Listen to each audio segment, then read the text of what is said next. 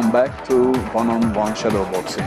I will continue my discussion with my fellow shadowboxer, Jai Martinkovic. Jai, democracy and direct democracy. Tell us about it. What does it will mean if we ever achieve that? Australians right across the country are feeling that they've had their power, their say in democracy neutered. And it's because of the things we've been speaking about where representative democracy has been seriously diminished, our institutions of representative democracy. What we believe, and we've tried to put a voice to in our book, Give Us Back Our Country, is that we need to empower the people between elections with 3 tools. And these 3 tools, we think, will allow them to exercise their common sense, their good judgment, relying on the fact that they're basically decent people. So how to do that? Well, the first thing is, and I'll give you a situation. Let's just say, for example, that a hypothetical member in perhaps the seat of Dobell was to perhaps be overperforming in certain areas that he shouldn't, and maybe underperforming in other areas where Australians might expect him to perform. Well, the good citizens of Dobell, I think, would expect that they have the right to be able to recall that member of parliament to an early election. So we think that the first thing they should be equipped with, a very fundamental tool, is to recall members of parliament to an early election. Now, this is something which is not new. It was proposed at various stages. It was proposed most recently in New South Wales by the O'Farrell government. They promised to have an inquiry into this when they got into government. They did that. It reported back in favour of introducing the tool of recall, which probably surprised them when you looked at the composition of the panel. Yes, definitely. But anyway, what happened is they sat on it for about 18 months. Yes. And I was speaking to a senior minister in the O'Farrell government, and I said, why are you sitting on this for 18 months? And although I admired his honesty in his response, it really demonstrated to me the exact need for the tool, which was when he turned around and said, now that we're in government, there's no incentive to do anything about it. And the need may be telling. there, the need may be there, but the motivation went out of the window. Precisely. And I mean, the other tool that Australians should be equipped with is when they're given a bad piece of legislation, and whatever your views on the carbon dioxide tax, it was promised very clearly that under a government I lead, there will be no carbon tax. And then one was subsequently introduced. Should the citizens by petition not be able to repeal that piece of legislation? We think that's something which is just common sense, that it would encourage a much more consultative system of government. And the final tool within the basic tools of direct democracy that we think people should be empowered with is to introduce their own legislation. So when common sense says that a particular piece of legislation makes sense, but the political class don't see that it's in their own interests to introduce it, but it's the people's interest. But it's in the people's interest, then shouldn't the people by petition be able to introduce that themselves? Now, these tools, as I said, aren't new. They've been tried, they've been tested and proven in Switzerland, in the United States. It was even in Australia. The tool of recall, the tool of veto, was in one of the original drafts of the Australian Constitution. It was proposed by Sir Charles Kingston that a certain number of people could repeal or could veto a piece of legislation. So this is new. Well, it never made it into the final version of the Constitution. It was part of the Labor Party policy until the split with the DLP in the 60s. But obviously, since that split, there's been discussion about it, but it's never really had any serious traction.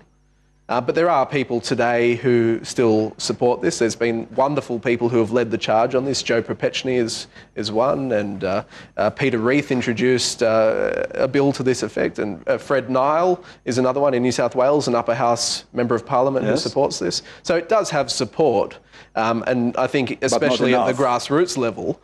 But because the political class realise that this is not in their interests, it's going to require such a groundswell of support that the politicians couldn't ignore it. So how can you generate support for direct democracy in Australia? First of all, the question of mine is, do the Australians need direct democracy? Do they know they need it? I don't think they identify... How do they realise that? I don't think they realise that the answer is direct democracy. They have this definite feeling that something is wrong, and they probably can't identify what that solution is. So why we've written this book, Give Us Back Our Country, is to act as a catalyst in this campaign, to inform people about what option is available. How can they be empowered? Now, we know that the politicians have had their turn and they've made a mess of things in all of these areas that we identify in part one. Why can't we give the people a chance, as they once were through the system of representative democracy, give them a chance to have a direct say in these matters? And it's not that we're doing away with our wonderful system of government under the Westminster system. So it's got to be representative, still representative. Oh, absolutely. But accountable. Accountable. We'd be grafting on the tools which I've just run through. We'd be grafting those onto our existing constitutional framework. And we think that this is going to... wherever this has been introduced across the country, it has not been abused. We haven't seen extreme laws introduced. The people, if you believe that the average Australian is equipped with those three things, their common sense, their good judgment and basic decency, they won't do the wrong thing and can be trusted with these tools to be implemented. So, for example, if the people want to change the law, or some part of the law, of course, which they don't like or couldn't see it's functioning, how many signatures do you think they need to have? So what will be the procedure? Sure. It varies across the world in the different areas where this exists. And we sort of have some preconceived ideas on what those thresholds might be. So but Sure. Well, for example, it would depend on the level that you're talking about, because obviously a recall election, for example, would depend on whether you were talking about a federal seat or whether it was a state seat, whether you want to recall a whole government. Let's talk about federal seats. So within a federal seat, you might have, say, 12% of the electorate might need to sign the petition, which would trigger an early election, or it would trigger a referendum if it were a piece of legislation. So how many people is that in federal election? In the election, we got how many? 10 million voters? Yeah, roughly. I mean, you got 22 million across the country and say 12, 11 million electors. 11 million. Don't think that it would always result in a change. Because if you look at the experience in America, where they have the tool of recall, say, for example, in the state of Wisconsin, they had an early election, a recall election, and the incumbent was returned actually with a higher majority.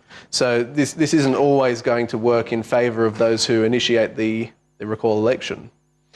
But it does give people that opportunity. But to come back to how you affect this change, what you need to do is to create that groundswell of support, which we're hoping will be initiated with this book. And what we call for is a convention similar to how we achieve federation. And what happened was we had this situation where the states couldn't agree on how they would come together in our federation as we know it today. So what they had is something called the Corowa Convention, or the Corowa Plan. It was held where it was an elected convention. It was where whatever the convention determined would be put to the state parliaments for comment. They had a period where they could comment. Yes. But whatever the convention decided would be put to the put to the people unchanged. So it was the people's decision. We want something similar with this, where we would have a convention to explore the tools, to prepare various proposals, and the people would have a direct say on whether they wish to graft that onto our constitution without the politicians changing the detail. So go back to a little bit of the practicalities of the idea of direct democracy. If it's a recall, or if it's a change of law, if it's something which falls into these three or more, maybe more, rights of the people, basic rights of the people, how is it going to be exercised? There's even a referendum on a very simple thing of the local government issue, which is coming up in this election. It's cost extra $60 or $30 million. I'm not sure how much was that. How the cost factor can be get rid of with the modern technology? Well, there's no doubt that this is going to cost something. I think it's going to be minuscule compared to the amount of waste that we've seen over the last, say, 6 years under the Labor government. For example, the Building the Education Revolution, we see that there was billions of dollars wasted. So when you talk about a few $1 million to run a referendum on some particular issue, it's insignificant. But what I think that people need to realise is that technology can be used to a certain extent. And the way that these various votes take place would be largely determined by existing practice, as the Australian Electoral Commission already conducts various votes and so on. So you could explore different technology perhaps to have petitions, but when it comes to the actual referendum, you would use the existing framework, I think. So still the Electoral Commission and the involvement and conduct of the elections. Yeah, that's not to say making. that the electoral process at the moment is perfect. I think far from it. I think fraud is a significant factor in a lot of these things, but they're separate concerns that you address in their own right. I think that we still would operate within the existing framework as it is at the moment. Thanks very much for your visit and for the interview. It's a pleasure to be in Western Australia. You're welcome. And don't forget, next week, same time, same channel, one-on-one shadow boxing.